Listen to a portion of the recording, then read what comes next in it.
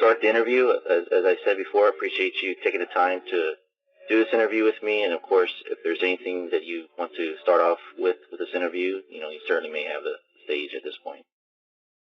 Oh, no.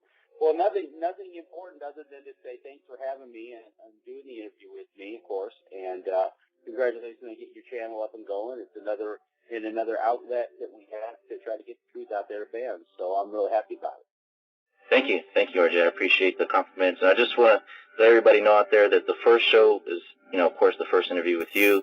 I do want to let everybody know about Tupac 187, The Red Knight. Great book. Got to go out there and get it. And, of course, Battle for Compton. RJ Bond has been producer for the Tupac assassination series. Is there anything else, RJ, that I'm missing as far as any projects that you've been associated with beyond those? No, I've got a couple of documentaries that haven't come out yet. One being the early years, Tupac, the early years. It was Adrian Gregory's project. I worked with him on that. It was a pretty substantial story editing involved with that, as well as just general editing on the project as a whole. And people can really look forward to that. It's going to be a good flick when it comes out because it's got a lot of interviews that people have never heard from as they were in Tupac's life. So it'll be really good. Okay, perfect. I'm going to go ahead and just get started here. I do want to mention about the Battle for Compton. Of course, that's your latest project, and I wanted to ask you as far as what has been, I guess, since you come out with a movie, what has been the outlook? What has been the people's reception towards the movie? You feel like that you've gotten the reception that you wanted with the movie coming out?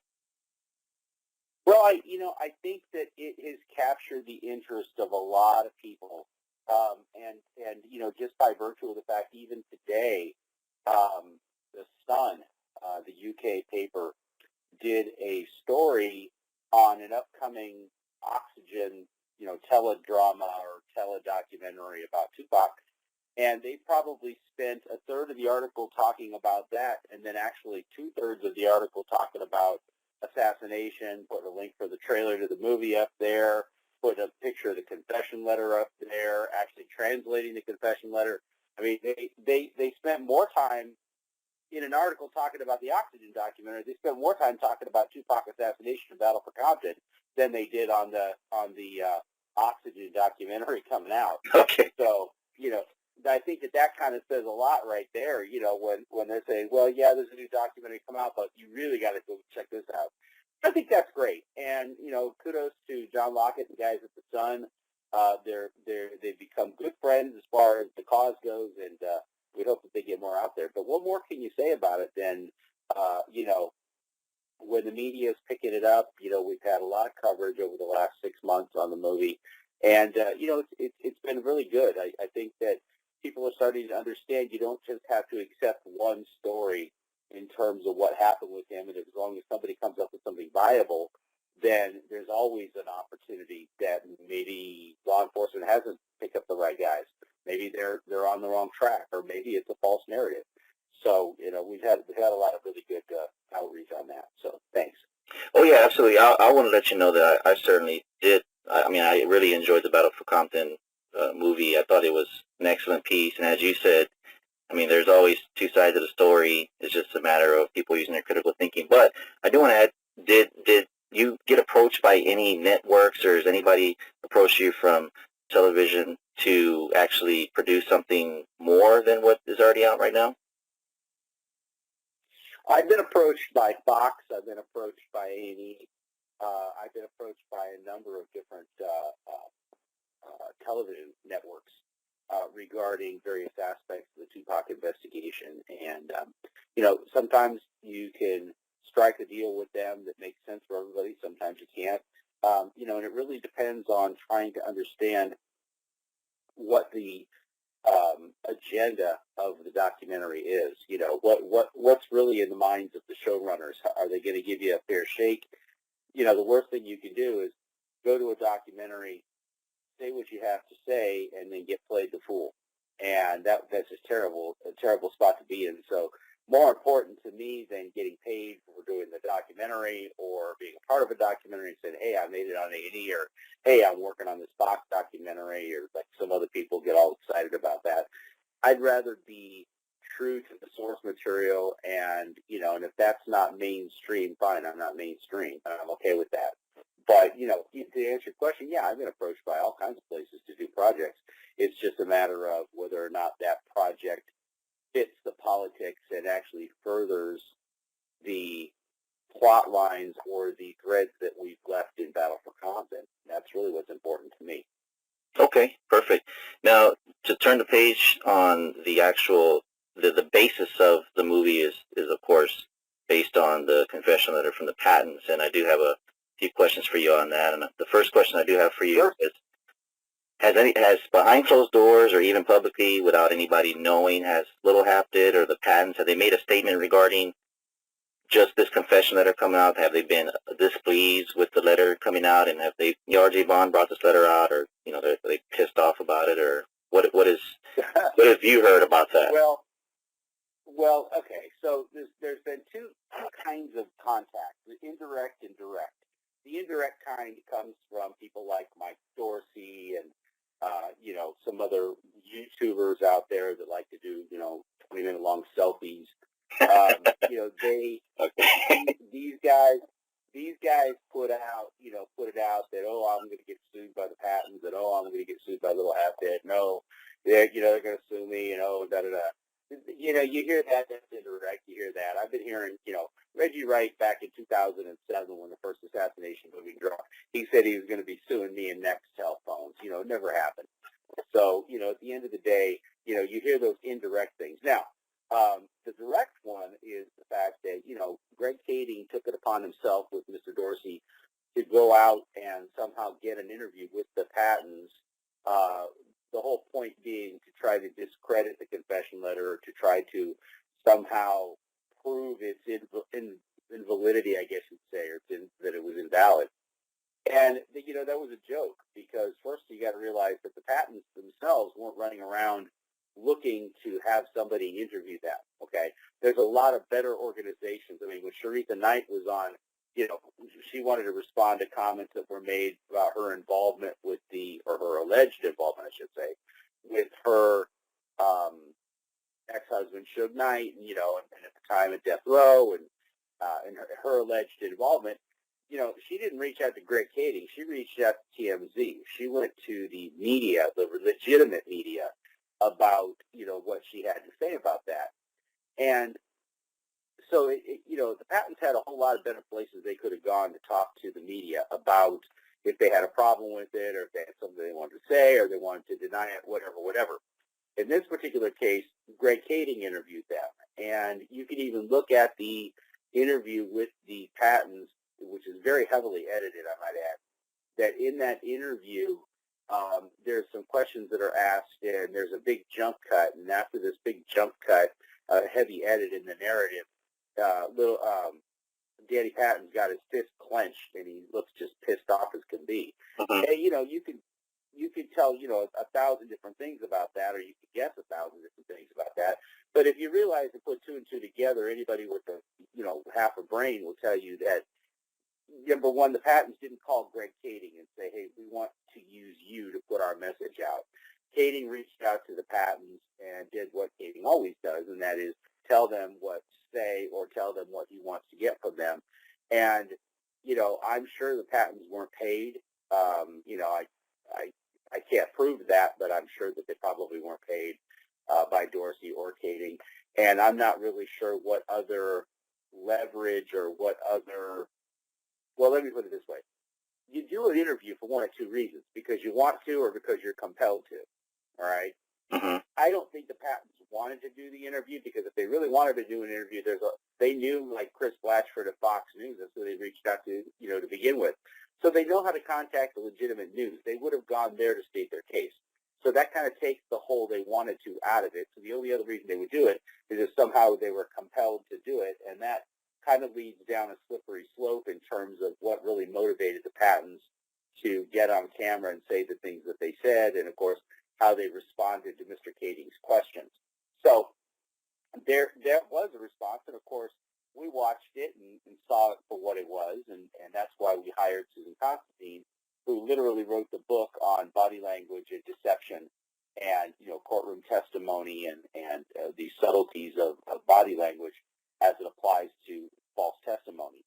And we put the video in front of her. And when we paid her for it, there was no contingency whatsoever on it. We said, hey, Susan, and you get into these moments, they're kind of nail biters a little bit, because you think to yourself, hey, what might happen if we give it to this person and she says there's no there? What if she says, no, it looks like they're telling the truth? Right. Suddenly whatever money you just spent, you hope that you're going to get the response you're looking for, but you can't go to somebody who's an expert in these things, who's been on 1,000 television shows, and say, hey, we have to have it end this way. The story has to end this way.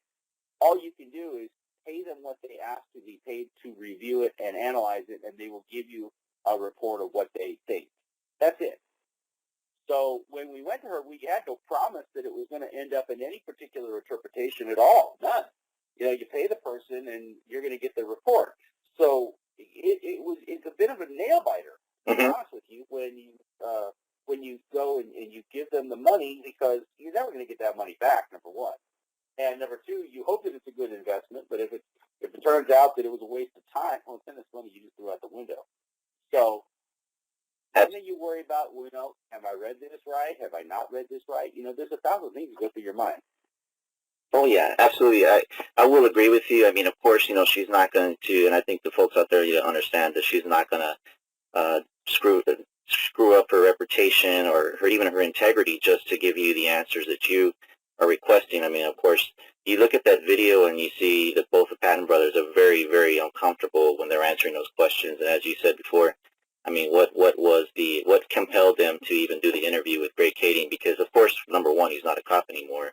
But for any instance, he always feels like he has to go out there and try to disprove everybody else's theory. And, of course, as we've mentioned before, he's probably not at peace with his own. So that's the reason why he's going out there to do that. But I do want to ask you, as far as I think that we've had, like in the past, in some of the live streams, and people have had questions, and I don't think this one's been answered. Who right now is in possession of the original confession letter that the Pattons had written? Well, Chris Blatchford, to my knowledge, Chris Blatchford still has it in his physical possession. I don't think, he had files that he had for his various investigative pieces at Fox News. I find it very unlikely, it's possible, I suppose, but very unlikely that Chris would have not taken his files on his investigations with him when he left Fox News. Sometimes those can be considered to be work for hire, and so you would leave those or leave your investigative files and that with Fox News. But in this particular case, I don't think that he did. The original confession letter was given to Chris Blatchford. He still maintains it. In fact, we wanted him to keep it. Russ and I did when we first met with him. We wanted him to keep the original because that established a solid chain of custody. So it hadn't changed hands more than once. The guy who wrote it, or is alleged to have wrote it, gave it to Chris Blatchford. That ends that chain of custody right there. So, that way it doesn't look like Russ tampered with it. I didn't tamper with it. And that's really how it went. So, Russ and I only got a copy of the letter. We never got the original. Chris Blatchford, to my knowledge, still has it. Okay.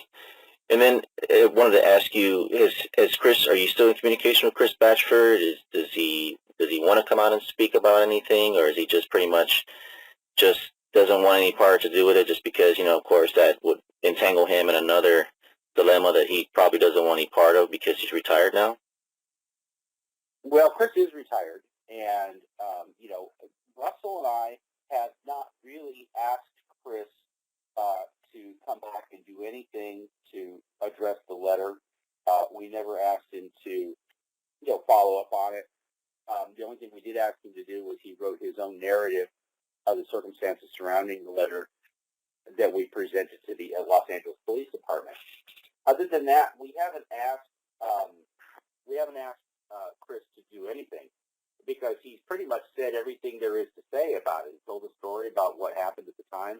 And the only contact that we had with Chris after that was that when Mr. Kading was reaching out to Chris Blatchford and telling him all these bad things and false things about Russell and I, and making about it really bad allegations and a lot of false statements, Chris Blatchford Chris would send Russell and I forward the emails that Kading was sending him, and kind of outing him so that way we knew kind of what was going on behind the scenes. And at the time, we just kind of let it go on because, Kading didn't know that Chris was, forwarding us copies of his emails and that. And, Chris asked him a series of questions, and Kading started getting frustrated with him because Chris wasn't really answering Kading's questions, but just asking more questions because Kading had a habit of making really ludicrous statements and some really grandiose statements. And Chris, being a good investigator reporter, wanted to hone in on that, wanted to understand and get clarity on some of the bolder statements that Greg Kading was making. And, like that Robert Surreal was a paranoid schizophrenic and things like that. Even Chris, questioned Kading on that. And it pissed Kading off to the point where Kading didn't want to write any more emails, even though he's the one who started the whole thing. He got tired. He goes, well, this has to be a mutual communication here. It has to be a two-way street, and I'm just not going to communicate anymore. Clearly, I must be bugging you because you're not giving me, I'm giving you all this stuff, and you're not giving me anything. And that was kind of how that whole email conversation ended. But really, at the end of the day, Chris was being very forthcoming with us about this. Now, some people have said that Chris Blatchford has said that the Surreal letter, or the patent confession letter, as we call it, was toxic. That word's been thrown around a lot. And Chris Blatchford said he didn't want anything to do with the letter. He didn't want anything to do with the whole case or the investigation because that letter was toxic.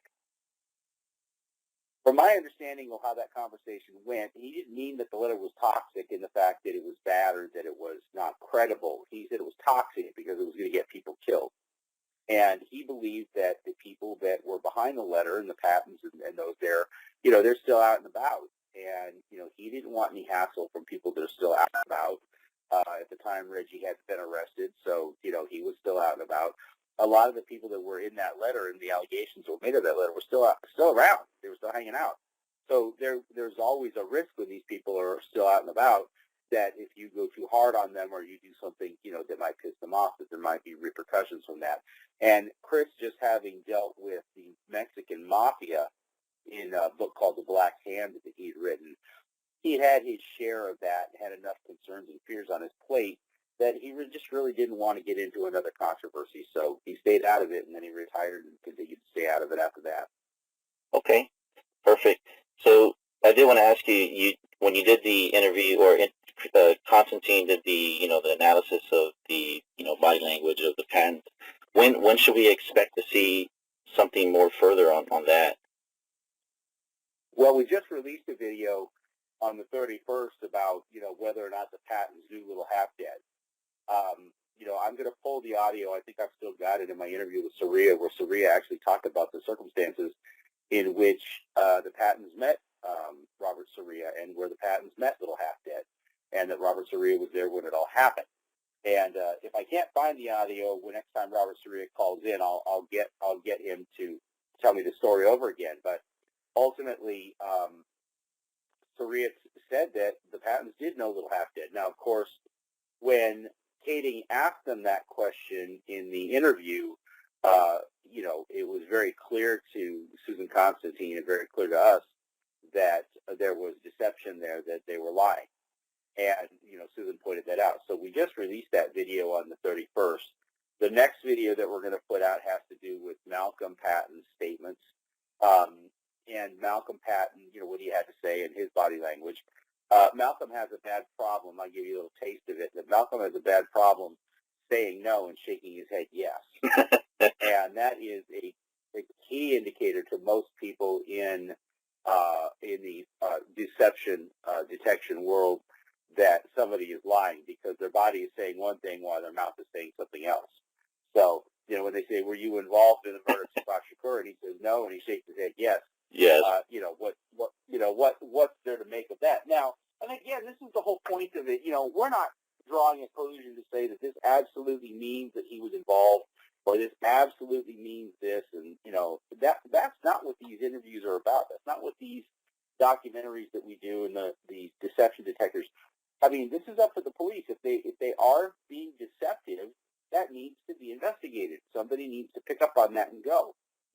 When somebody is shaking their head yes and saying the word no, it's hard to tell sometimes if the person shaking their head yes is shaking their head yes as in yes, I understand what you're saying, no is the answer, or it's a deception where they're saying no but their head is shaking yes. So those are some of the things that that we look at and we try to get more clarity on from it. But Susan's result from talking with Malcolm Patton, and you should look for that probably about a week or so. Okay. Which would be somewhere mid-September. That when Malcolm puts his information out there, she again, and this is somebody who knows nothing about the case, nothing at all. She knew nothing about the Tupac Shakur killings. She knew nothing about the players involved. We simply gave her a videotape where people were making statements about questions that were being asked. And we asked her for her to look at deception, for her to look at signs that would classically be defined as deceptive.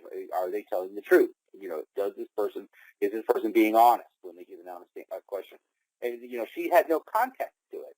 So as she's going through it, she made a very interesting observation about the relationship between Malcolm and Danny Patton. I'm not going to say what that relationship is, but I thought, but as a teaser, I will put it out there for your listeners that there is a relationship between the two. Susan Constantine addresses what she believes to be the dynamics between the two brothers, is like who got who involved with the events and all that, and who was really the more deceptive of the two of them. And we're going to get into that, and so that'll be fun to watch. And then, of course, her opinions about whether or not he's lying. So mid-September, there's a little bit more that's going to come out. Great explanation, RJ. I did want to ask you, though, I mean, with the new revelation of all this, I guess, new or existing evidence, do you feel like the police departments have any real interest to investigate this any further? Well, no. They don't have any interest. I mean, you got to realize, when Russ Poole and I went to the LAPD with the copy of the confession letter, there were 4 police officers that were there in that meeting. Billy Hayes, or William Hayes, who was the head of robbery homicide at that time. There was another fella who was the head of he was the original head of the Biggie task force. Was it Holcomb, I think was his name? I could be wrong. I'll get his name in a minute, but there were 4 guys that were there. Kirk Albanese, Deputy Chief of Police, William Hayes, who was there, William Holcomb, who was the Greg Kading's former boss at the Biggie task force, okay, and then finally Darren Dupree, who was former Kading's former partner. So, clearly, just by the people that they had attending the meeting, 2 of them out of the 4 not being particularly interested, because introducing that evidence would completely blow up all the work that they had already done. Absolutely. And then, of course, lo and behold, 2 weeks later, that letter gets leaked by the LAPD. So, and admittedly so, from the detective that was working that leak. So, it's clear that the LAPD wants absolutely nothing to do with this. We are trying at this point to sit down and talk with Las Vegas police about it. They get inundated with so much garbage. It's really hard to make a determination one way or another about, whether or not they're interested in it. But clearly, other people said when Blatchford said he reached out to them about the confession letter that they weren't interested. The last time that anybody from our camp talked to the Vegas police said what they really wanted to see was a murder weapon. That's really what they wanted, was a murder weapon. So, and that's what they're banking on, that if they can get that, maybe they can get prints or get something else to go on. Kind of very conventional way of police work. But that's the latest. So, to say that they have any interest in it, I think it's pretty obvious that they've got an interest in the alternative.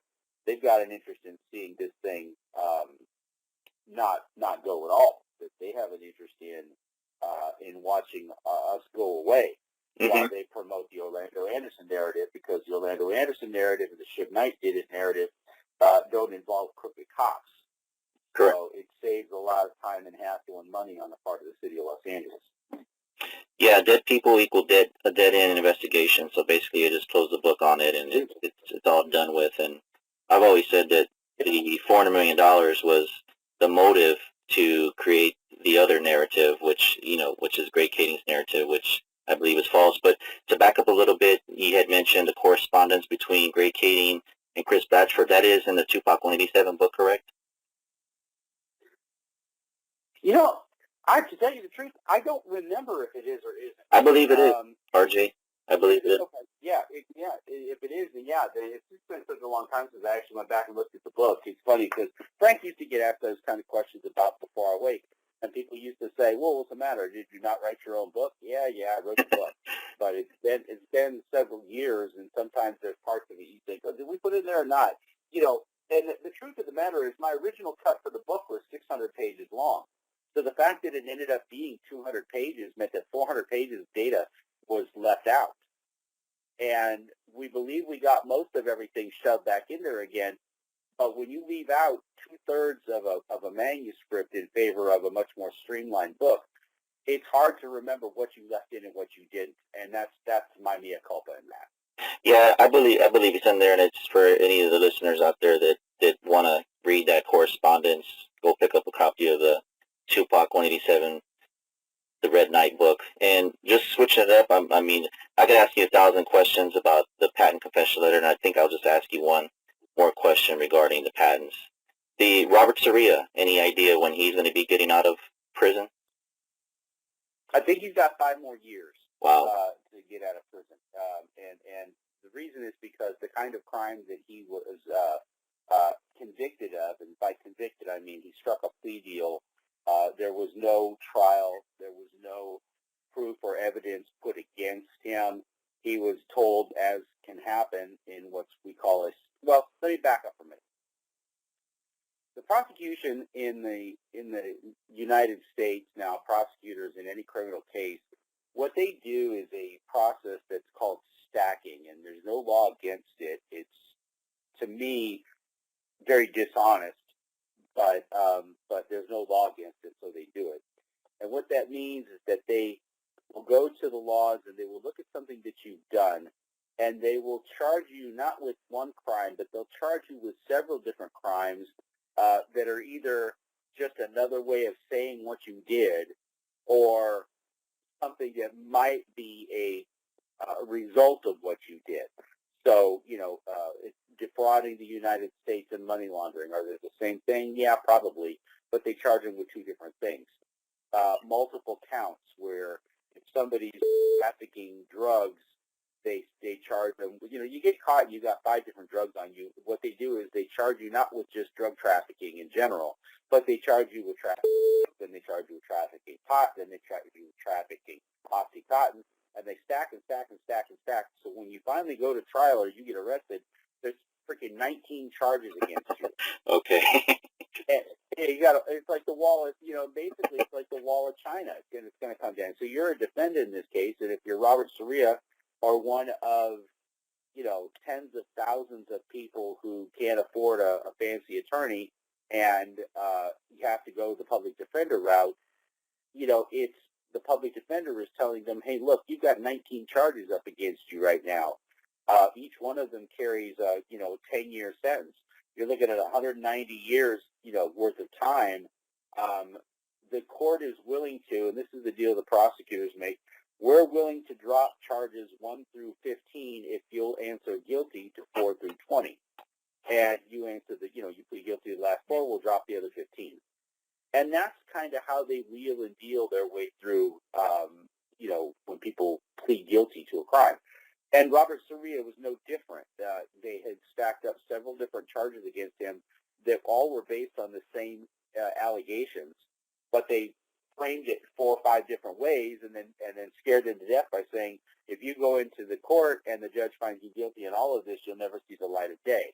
Oh, yeah. If you take this deal and plead guilty to this one charge, then you have a chance of getting out of prison sometime in your lifetime.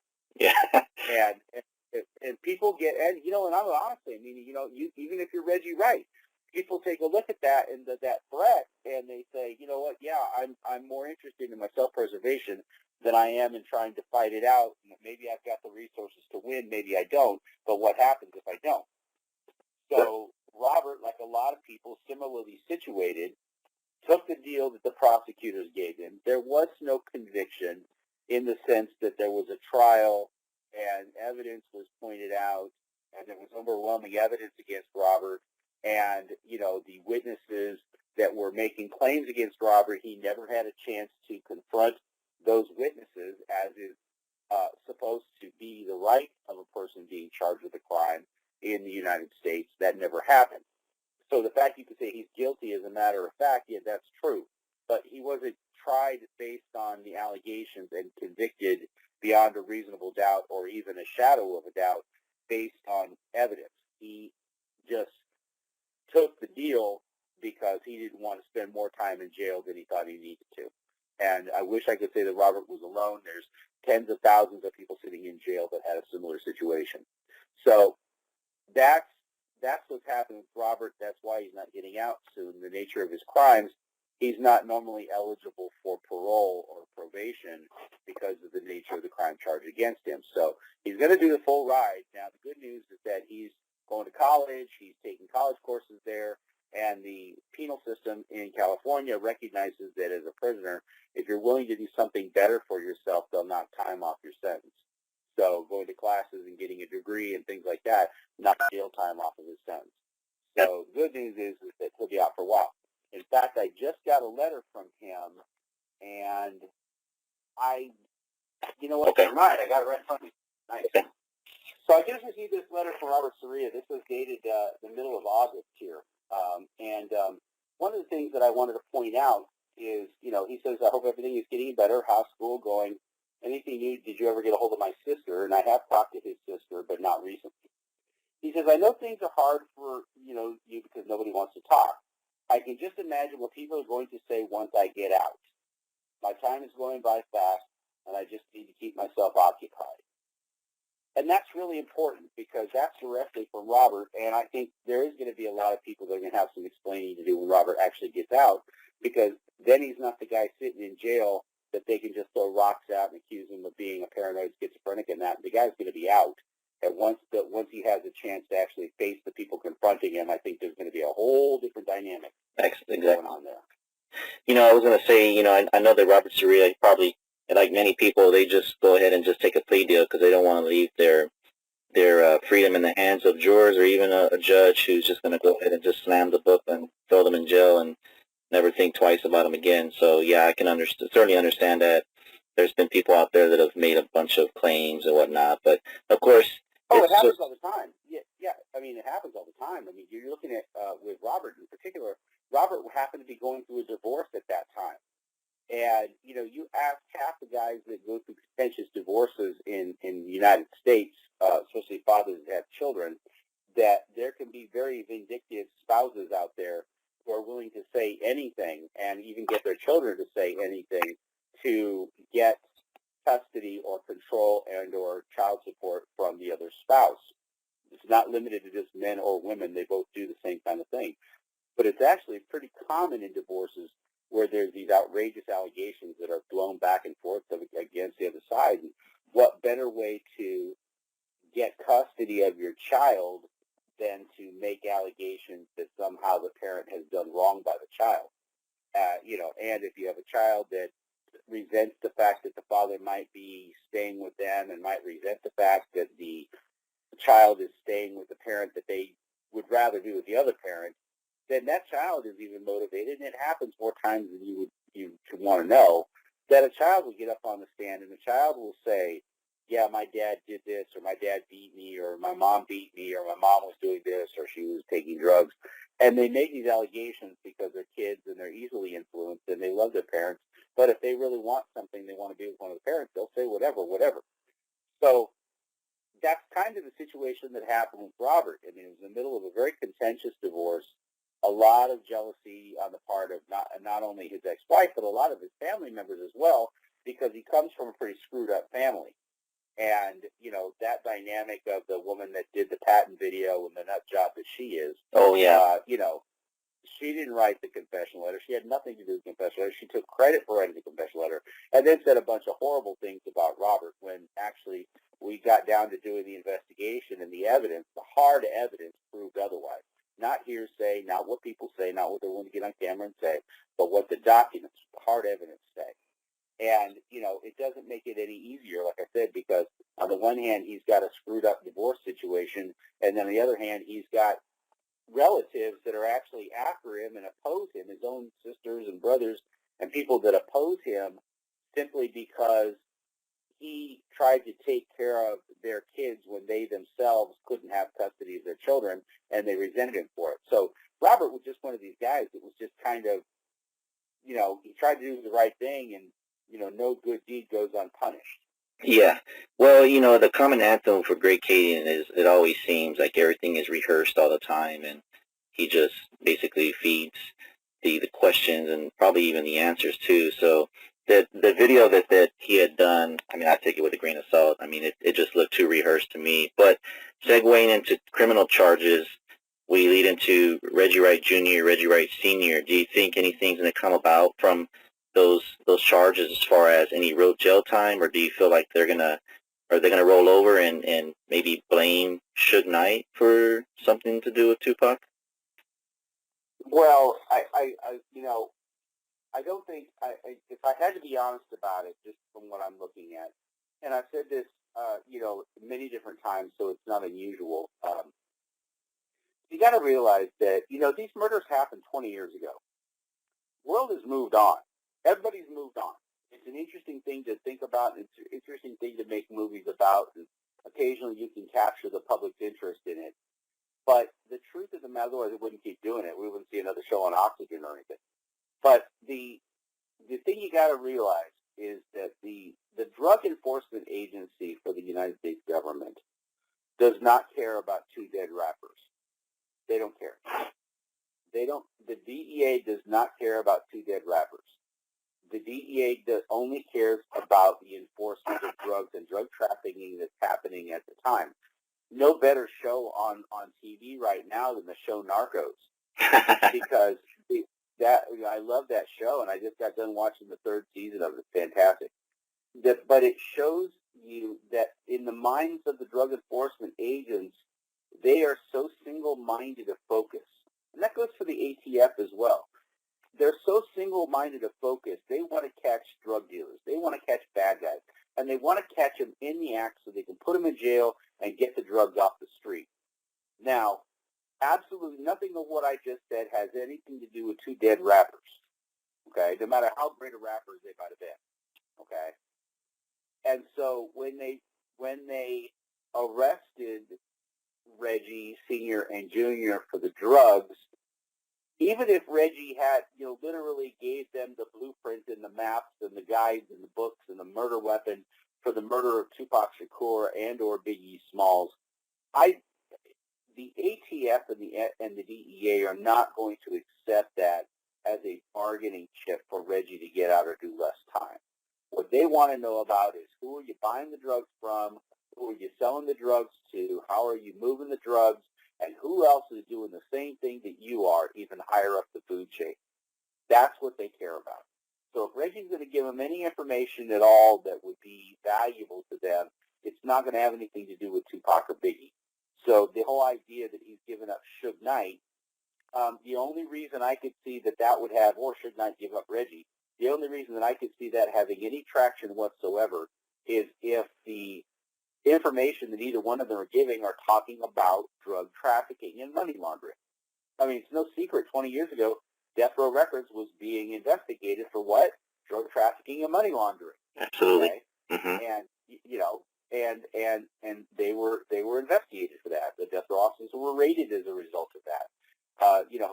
That's why in Battle for Compton we had to make sure that people understood that was the backdrop of what was going on. The bigger crime, anything that Puffy did, or Biggie or Tupac or anything, this drug trafficking was around long before there was a Biggie, long before there was a Tupac. Mm-hmm. The drug trafficking and the drug trade.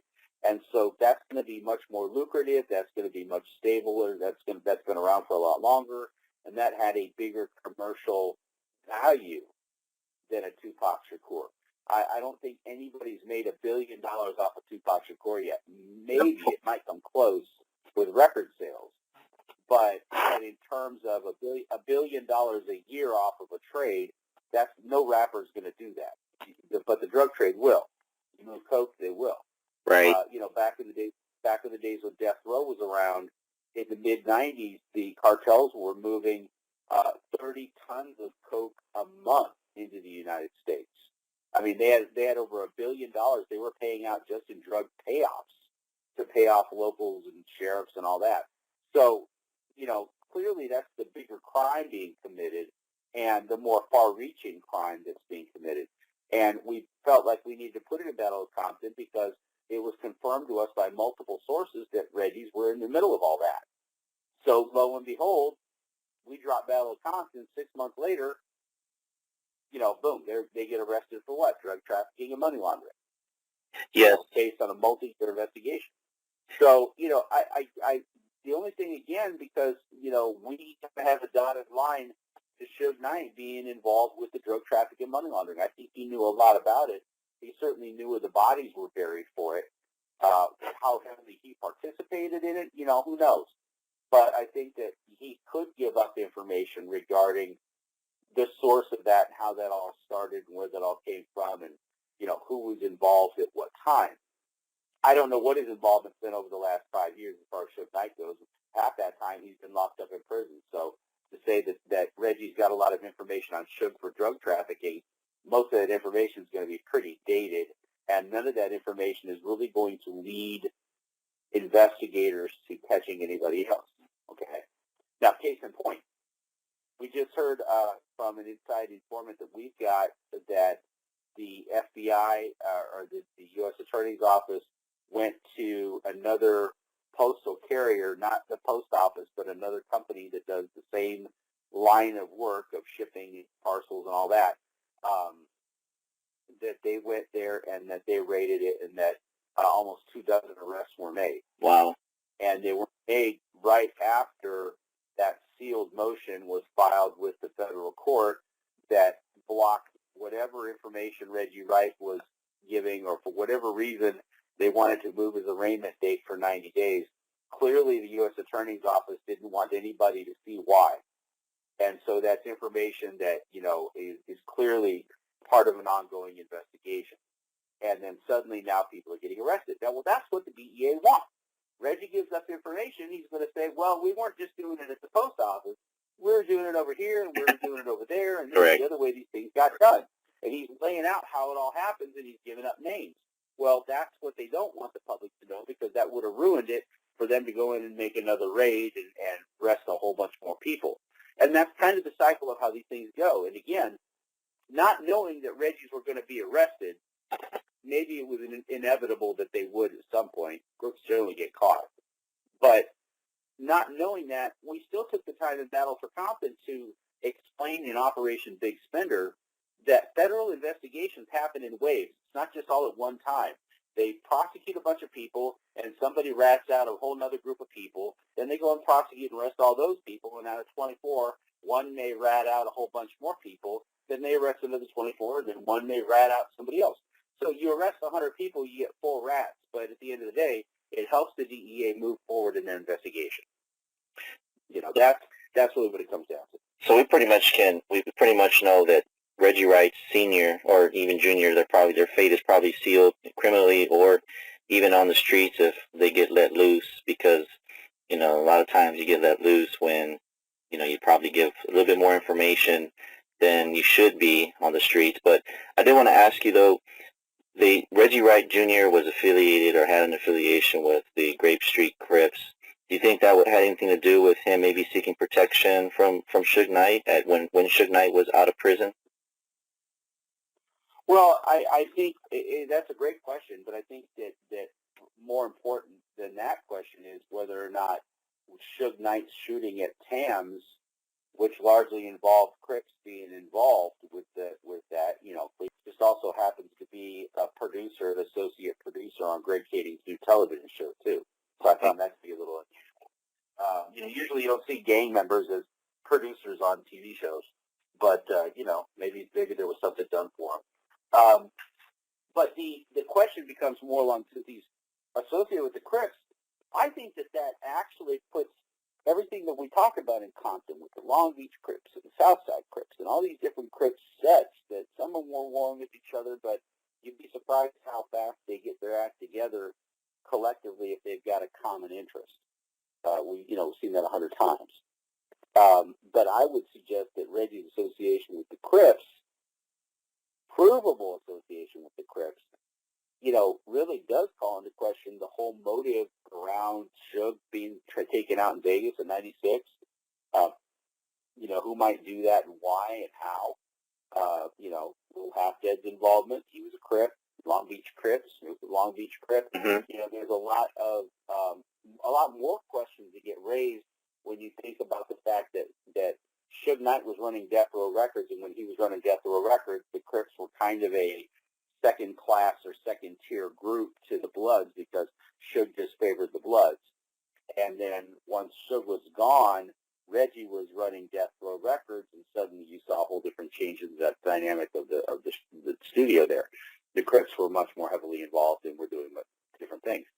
So I do think that there needs to be a closer examination once Reggie's kind of been officially outed as being part of a drug trafficking ring with the Grape Street Crips. I think that needs to actually factor better into the conversation. And this is what happens with murder investigations. You take a look at new information that comes in, and then you look back at the old stuff and you say, okay, how does this blend in with the fabric of what we know about the old investigation? Mm-hmm. Okay? And that, and everything that you do kind of gets based on that, whether or not there's a smoking gun or not. Just the fact that he's now officially been affiliated with this gang and they've been doing money laundering and drug trafficking. Well, now we need to go back and we need to look at historically, okay, what were the Crips doing as far as drug trafficking and money laundering, and who were these people and were they around back in those days, and what influence did Grape Street Crips have with the other Crips sets?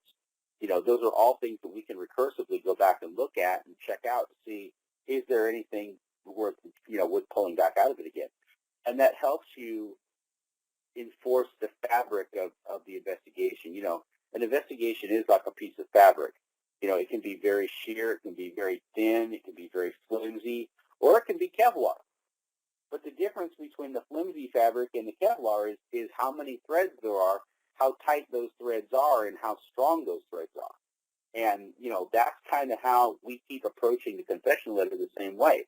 Every time we take a new piece of information, we say, okay, well, the fabric when we first got it seemed a little bit flimsy. Then we started looking at, priority records and what was the relationship with Death Row and what would happen if you were thrown off of Death Row to go to priority records. What would that look like? And what was demo stealing like? And every time we go back and we look at something, all that does to me is strengthen the fabric of the confession letter. The fact that patents may be deceptive. Here we go again. Now we go back and we look at the confession letter. Okay, they're being deceptive. So what do we take back?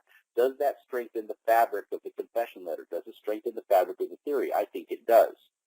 And so far, I have yet to hear anybody, one single person, actually give any evidence to refute a single claim in the confession letter. Little Half Dead was interviewed. He was interviewed, and it's going to be on an upcoming TV program. He got interviewed. Sneak preview of that interview is he didn't do it. So, surprisingly, right? But at the end of the day, from what I hear, no new information was given, and there really wasn't a good explanation as to why he was, where were you on that date? I mean, how, can you prove where you were? Can you prove what you were doing? And so, that's the kind of information he was interviewed, and he was asked those questions.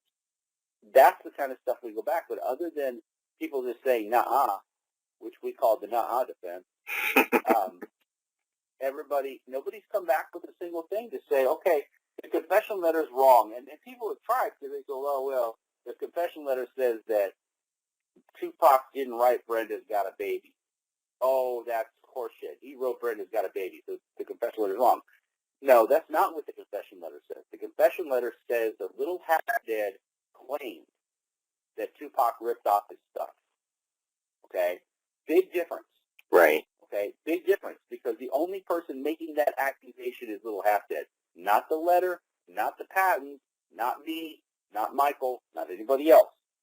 It's what was said by the patents that Little Half Dead made a claim to. Now, he can deny ever making that claim. It doesn't necessarily mean that he didn't make it. In fact, Michael interviewed some guy in France and said that Little Half Dead did make that claim. Yes. Okay, to him. So, really, at the end of things, no one has come back with a single, other than a nuh-uh, to say, well, no, Little Half Dead really wasn't with Priority Records. And by the way, how would the patents know anything about Little Half Dead and his relationship with Priority Records? They weren't even in the music industry. How would those clowns know anything about it? Right, right. Or better yet, how would the schizophrenic Robert Soria, who's a kook, according to them, how would he know anything about it?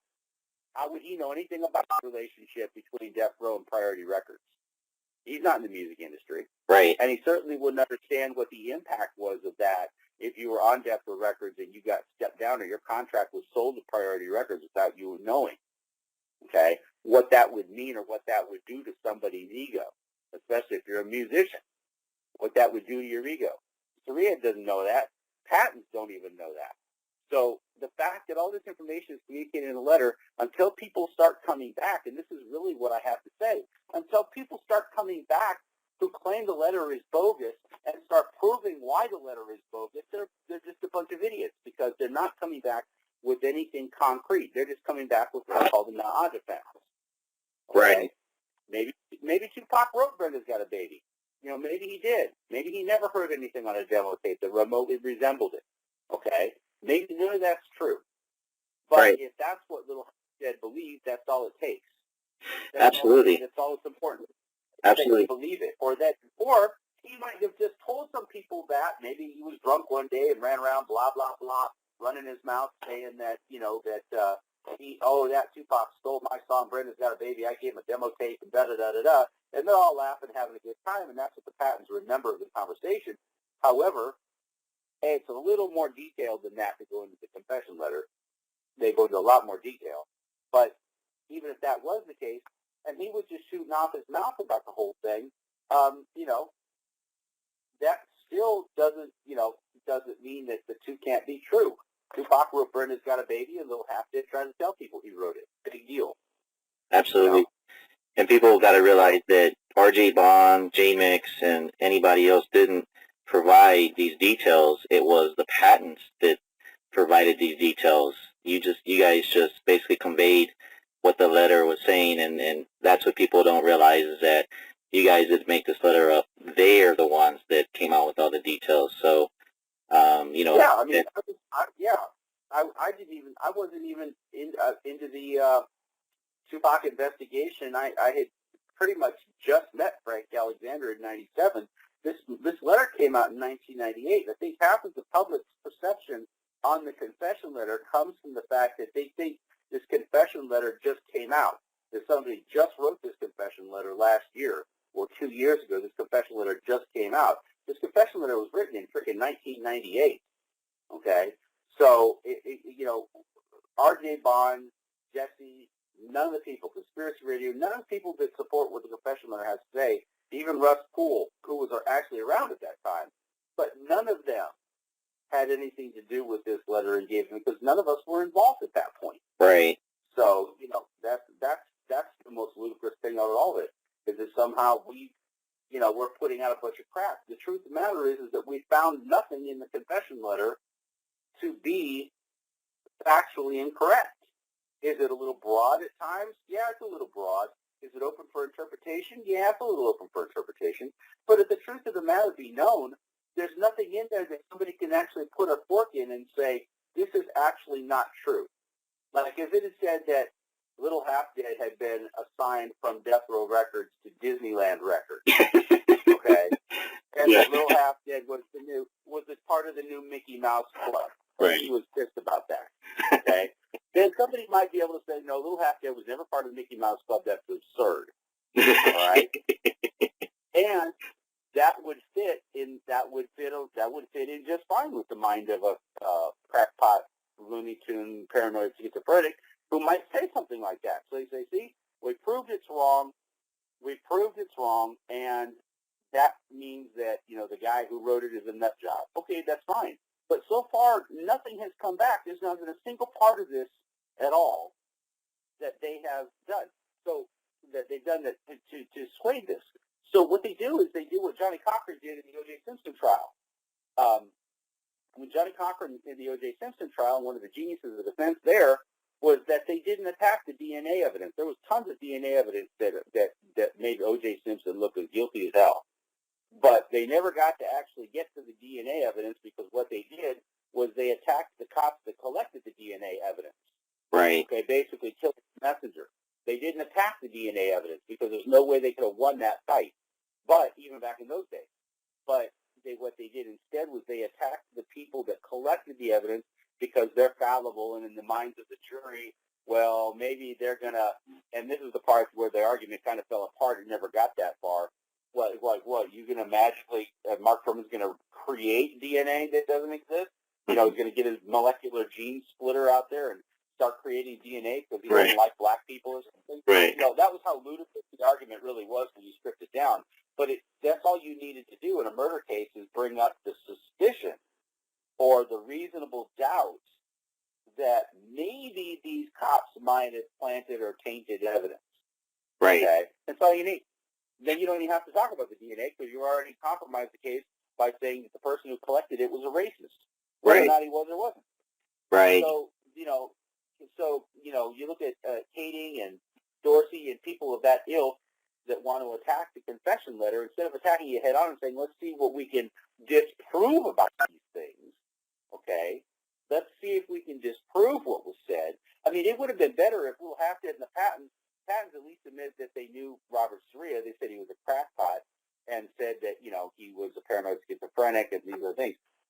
It would have been better for Will Hafted to say, yeah, I knew the patent worked. Yeah, I knew him, I met him, but, nothing came of it.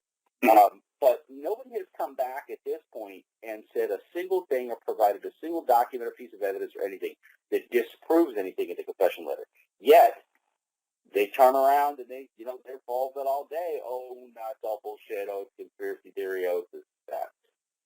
To the point where they got to bring up, and this is the sad part, Greg Kading is a licensed private investigator in the state of California. Okay. How he would not vet Valerie Warren, okay, who was the one who said that she wrote the confession letter, and he produced a videotape with her on it saying that, basically committing fraud because we know her sister that wrote the confession letter. They tried to reach out to her and that she wouldn't talk to him, but they literally ponied out a fraud. They put out a fake person who was delusional, who really is a diagnosed paranoid schizophrenic, by the way, and who lied on camera, taking credit for something she didn't do, and a licensed California private investigator allowed that to go to air, did the interview, and put that out as fact. Right. Okay? That's almost actionable against his PI license if he cared about it. I mean, maybe now he's a hotshot Hollywood producer, maybe he doesn't care about his PI license anymore. But, there is a certain obligation and a certain listen to me, ethic, not ethnic, ethic, a certain ethic, a certain morality, and a certain ethic to pursue the truth and present the truth. Presenting a fraud and making provably fraudulent statements in a video purporting to discredit something, what steps will you go to? I mean, to perpetrate a fraud, that could be actionable against his PI license, I suppose. I haven't tried to do anything with it, but I'm wondering out loud. I'm kind of wondering if it does, because it's certainly not ethical to present false evidence at all. And even though she claims to have written the letter, they should have done something to vet that. They should have gotten some sort of other corroborating proof or something like that, because all it takes is Robert Soria to say, no, that wasn't the sister that wrote the letter.